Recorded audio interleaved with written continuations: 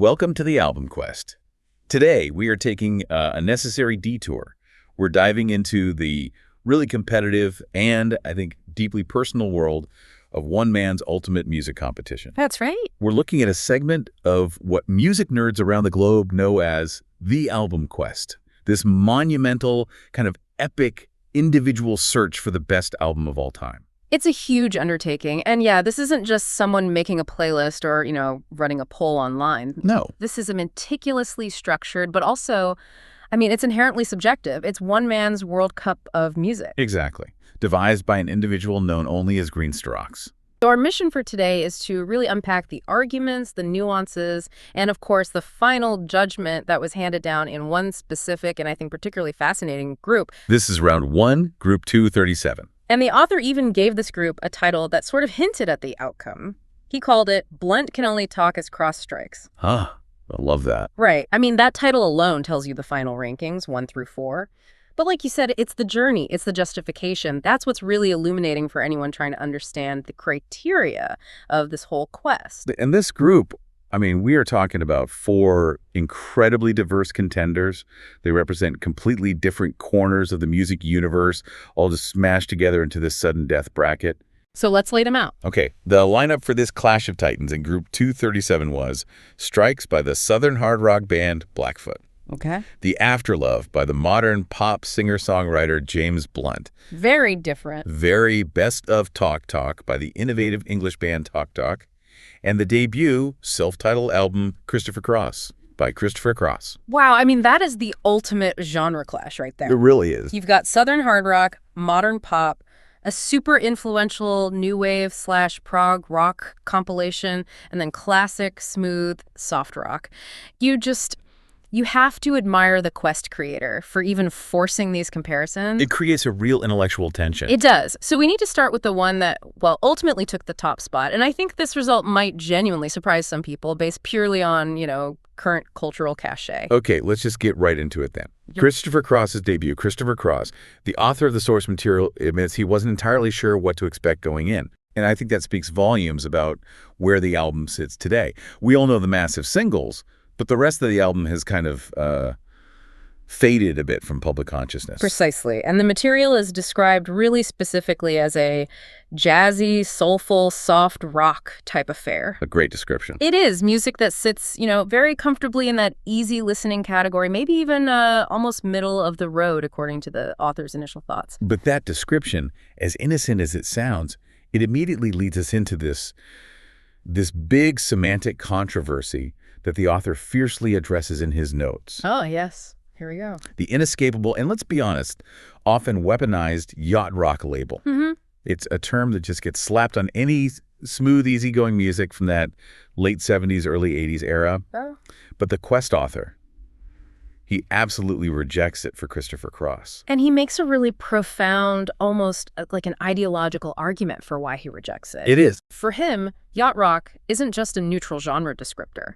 It's not about the music's texture or its tempo. It's loaded with all this negative cultural baggage. It implies something about the listener or the setting. He calls the term drivel. Yeah, drivel. Specifically because he associates it with being, quote, rich and pompous, music of excess and privilege. That's a really deep claim. Yeah. He's drawing a cultural line in the sand, isn't he? He's suggesting that the whole luxury aesthetic implied by the term, the imagined scene of a millionaire sipping cocktails on a 50-foot boat, right, is completely antithetical to the actual musical essence he values. Exactly. He believes the quality, the craftsmanship of Christopher Cross, it just transcends that facile label. His core belief, what he sort of identifies as the essence of rock and roll itself, is violated by that association. His insistence is powerful. He just says, yeah, that ain't rock and roll, man. He's separating the art from the perceived, economic or class status of the imagined audience. He wants the focus to stay purely on Cross's undeniable skill as a writer and a musician. I do appreciate that intellectual honesty, but I kind of have to challenge the premise a little bit. Go on. When you're dealing with that sound of pure high-fidelity LA session musicianship and just flawless production, doesn't that inevitably carry a certain cultural signifier of wealth? That's a fair point. Even if the artist himself wasn't trying to project opulence, it's hard to separate the sound texture from the perceived lifestyle it suggests. That is a highly critical point, and it speaks to the sophistication of the genre. But I think the author argues that the craftsmanship here, just the sheer musicality, it demands respect regardless of what genre tag you put on it. And that craftsmanship is historically verifiable. I mean, we have to talk about the achievement of this debut LP. Oh, absolutely. Released in 1979, and then in 1981, it famously pulled off one of the greatest clean sweeps in Grammy history. It's a truly staggering feat, and it speaks volumes about its immediate and universal critical appeal. Yeah. It won all 4 of the major categories. Record of the Year, Album of the Year, Song of the Year, and Best New Artist. All 4. I mean, that kind of historical momentum has to be a massive factor in any kind of objective ranking. For sure. The author even noted that this clean sweep, it wasn't repeated until 2023 by an act he calls Billie Eilish. Billie Eilish. Billie Eilish, right. But think about that time frame. 4 decades where no single artist and no single album managed to dominate the critical landscape so universally. That achievement really puts into perspective just how monumental and era-defining Christopher Cross actually was. And beyond the awards, the author points directly to the sheer musical skill. Cross is noted as being a bit tasty on the guitar. A very English compliment. It is, yeah. And it provides this lovely little anecdote that this specific skill was what originally drew the author's own dad to buy the LP. That's a testament to the album's genuine musicianship, not just its radio friendliness. And this is where the deeper analysis comes in. The author draws a specific stylistic comparison to Lindsey Buckingham when he's listening to Cross. Which is a great comparison. It is. But why Buckingham? Because both of them, they blend this incredible technical precision on the guitar with melodic, complex, and often very, very smooth songwriting structures. They use the guitar not just for flash, right? Yeah. It's an integral, structural, rhythmic device, but it all stays so accessible. Right. And Buckingham is, of course, also noted in the source material as being pretty tasty on the old guitar. That comparison really helps you understand that Cross wasn't just relying on synthesizers and smooth vocals. He was a highly competent instrumentalist. And the overall experience of the debut LP is described by the Quest author as an enthralling little experience. And a pure delight, which suggests the album holds up consistently from start to finish. It's not just about the hits. So let's delve into that specific track analysis to really understand the consistency. Because while you have the tranquility of tracks like Sailing, Spinning, and Poor Shirley, which really set that signature soft rock mood. They do, but it's Ride Like the Wind that really dominates the proceedings and showcases the album's dynamic range. Ride Like the Wind is identified as compelling, a fantastic piece of rock storytelling and pure gold craftsmanship. Yeah. So talk about the structure of that song. What makes it stand out so much against the gentler tracks?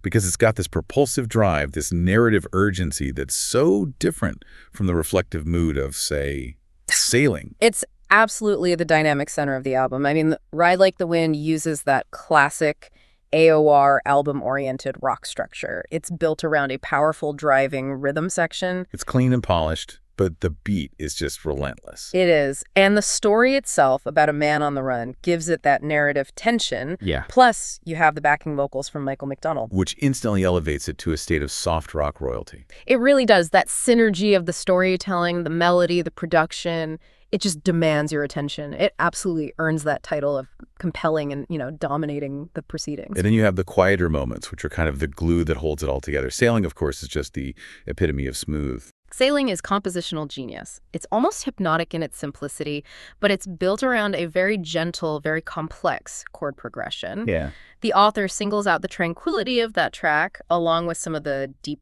cuts like Spinning and the slightly more melancholic Poor Shirley. They work as perfect palate cleansers, right? They set the mood, they reinforce the album's whole atmosphere of this sophisticated calm. And then the gentle end track, Minstrel Gigolo, draws this specific, really deep-cut comparison to David Gates. The principal songwriter of Bread. That is a fantastic analogy. It's the perfect comparison for that kind of introspective, highly melodic, late-night acoustic vibe. Often with those subtle string arrangements. Exactly. David Gates's work was known for its quiet perfection and melodic purity. So by comparing Cross's closer to Gates, the author is signaling that even the deepest tracks on this album maintain an incredibly high level of compositional integrity and melodic satisfaction.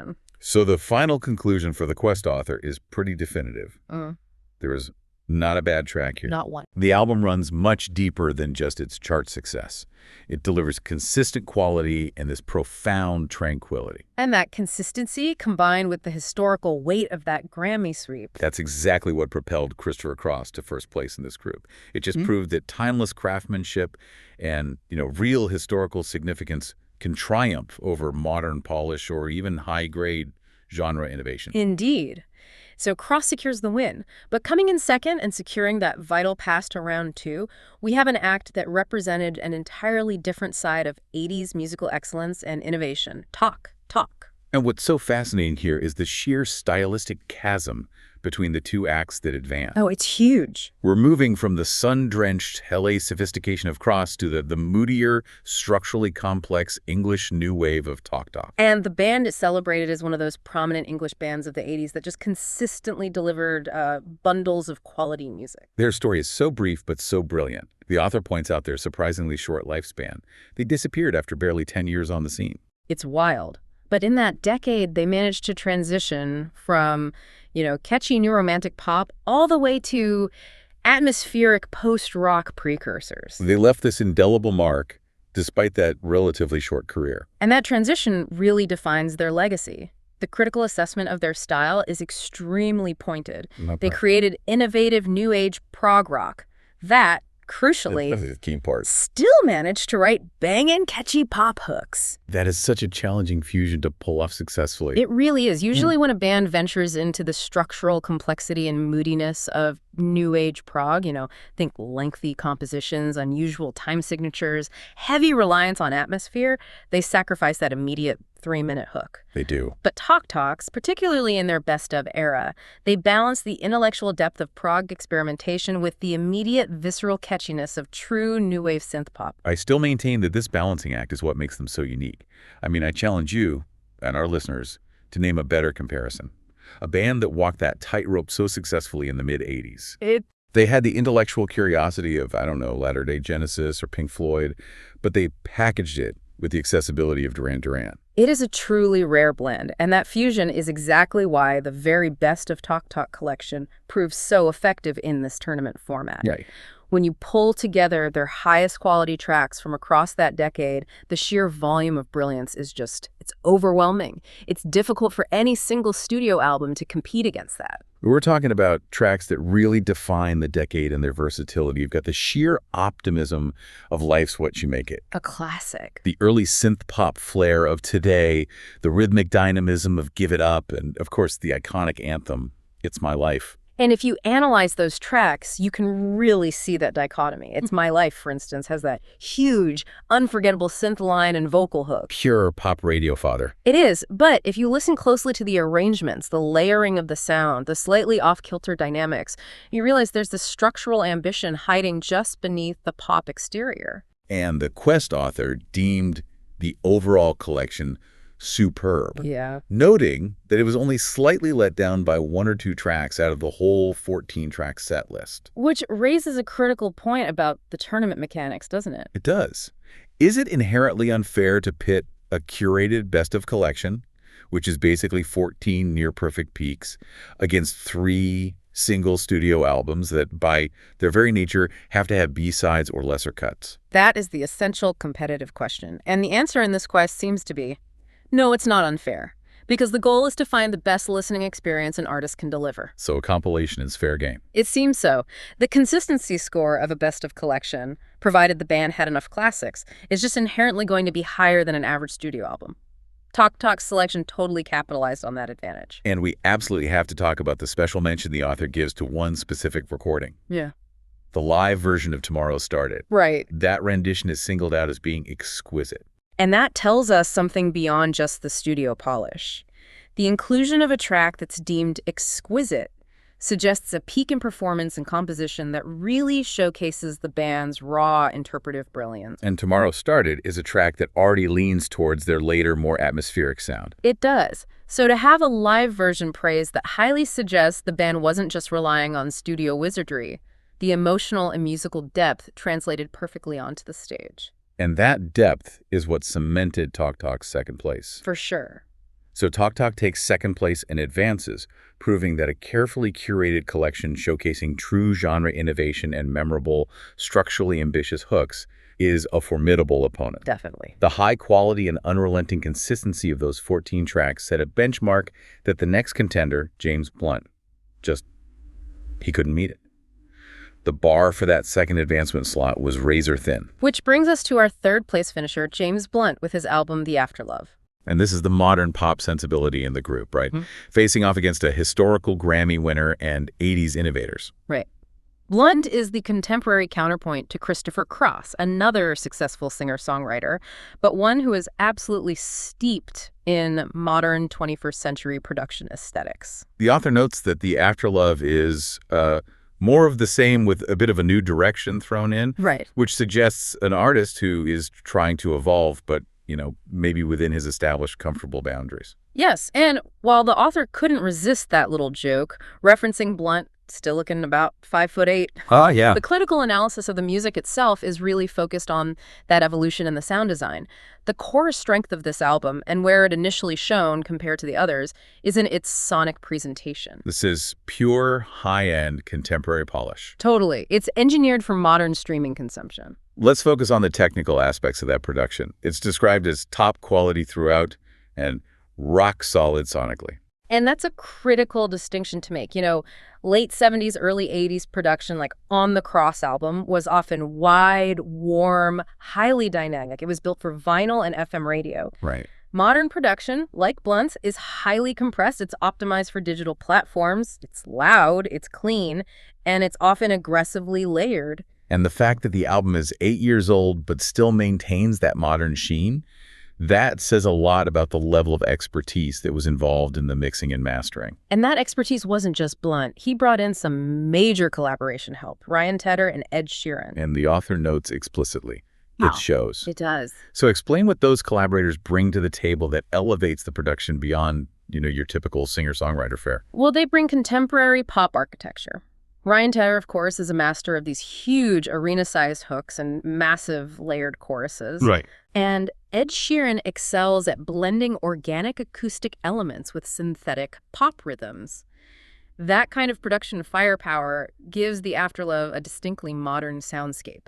It's designed to maximize impact and hook density. Which contrasts so sharply with the organic instrumental focus of Christopher Cross. Completely. And that blend of modern sound with Blunt's recognizable acoustic style is exemplified perfectly in tracks like Lose My Number. The author singles that one out. He calls it a striking pop tune entangled with Blunt's trademark lovey-dovey folk guitar style. And this is where we get into the nuts and bolts of the engineering that the Quest author specifically pointed out. Okay. He highlights the specific production techniques on Lose My Number, the added tempo, and crucially, the strategic use of a drum machine. Which is a very deliberate aesthetic choice. It is. It's the difference between a traditional live drummer and a clean, quantized synthetic beat. It completely changes the track's feel from, folk balladry to pop urgency. And those technical elements transform the track. The author notes it makes its already strong hook ripe for a dance remix. Yeah. This shows the album is consciously trying to push boundaries beyond his typical, often melancholic balladry. He's got moments of genuine quality, too, like Bartender and Heartbeat. Sonically, this album was a serious contender based on pure audio fidelity. So if the production was top quality, the hooks were strong, the collaborations were elite, why third place? Why did it fall below a best of compilation from the 80s and a 70s soft rock debut? This is the critical failure point in the tournament. Despite all that sonic strength and modern polish, the material is where it struggles against this group. Specifically, the author notes that the album does drag a bit in the middle third. And in a tournament structure like this, that inconsistency is just fatal. It is. The human brain naturally registers that loss of momentum. When you're listening to 4 albums back-to-back, if one of them has a noticeable drag, that feeling of diminishing returns, it stands out glaringly against the unrelenting quality of the Christopher Cross debut or the consistent highlights of the Talk Talk collection. The lesson for the album Quest seems pretty clear then.